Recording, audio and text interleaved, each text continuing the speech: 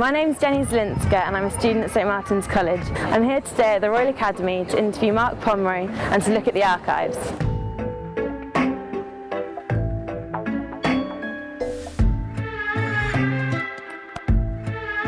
This is the life room in the Royal Academy schools, and it's where for decades and decades the students would line these benches and draw after the living nude human figure.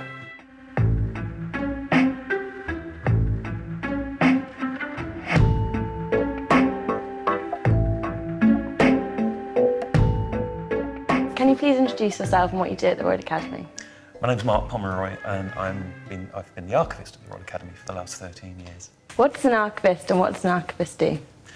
It's not an easy question to answer because archivists do different things in different institutions.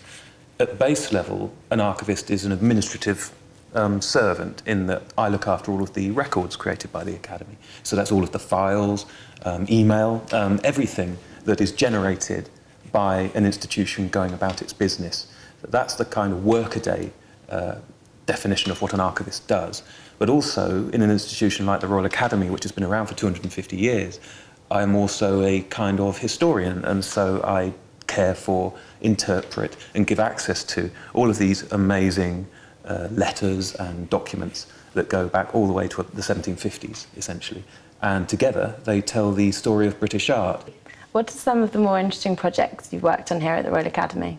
When I arrived, none of the collections here were properly catalogued, so we fundraised like mad and developed a system to go on the web. And I then had to read everything.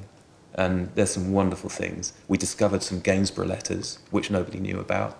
But equally, there's stuff arriving all the time. And so it's always a thrill to me to begin working on a new archive, because particularly with artist papers, with personal archives, you're getting a very privileged view on someone's life. And it's a bit voyeuristic, really. You're reading their mail at a kind of simple way. But it's a privilege in that you get very close to them. You learn an awful lot about not only that person, but the world in which they lived. And so that's happened to me here again and again and again. What do you enjoy most about your job? I think it's the stories, the stuff that comes directly from the material. There's this one little anecdote that I love relating to the anatomical figures, some of which are surrounding us here. There's this soldier, we even know his name, he was called James Legg, and he got drunk one night and shot one of his friends, and so was sentenced to hang at Tyburn, which is now Marble Arch. And at the same time, there was an argument raging amongst the academicians that no one had ever painted or sculpted a crucifixion properly, because no one had ever seen a real body nailed to a cross. So that's what they decided to do. It just so happened that this poor guy was dangling from a rope at the same time. So they erected a tent next to the scaffold and took him off the gibbet once he died. We think it's once he died. And a surgeon then flayed him and nailed him to a cross. And they put it upwards and his body sagged in the way they wanted it to sag.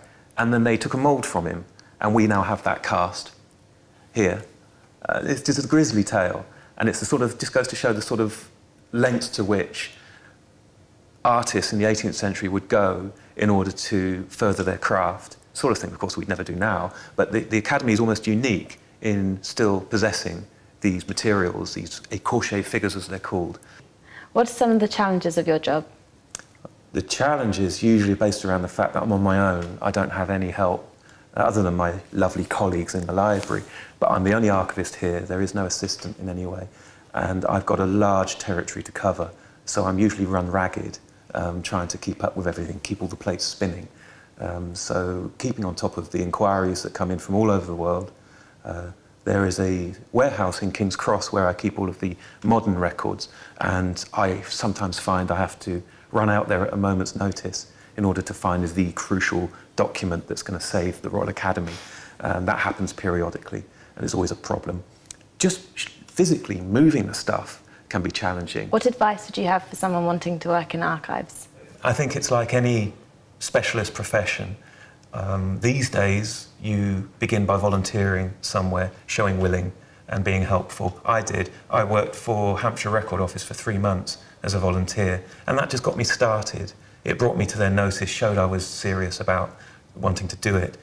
Then there's a wonderful phase where you scrabble together enough paid experience in order to get yourself on one of the postgraduate courses.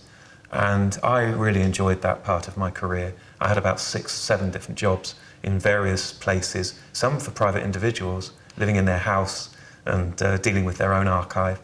And you do enough of that until one of the universities decides that you're ready and you go into postgraduate qualification. So I think that's the key thing, is to be serious about wanting to be an archivist, not wanting to do it because you're just interested in the history. That's part of it, but there's so much more to the job.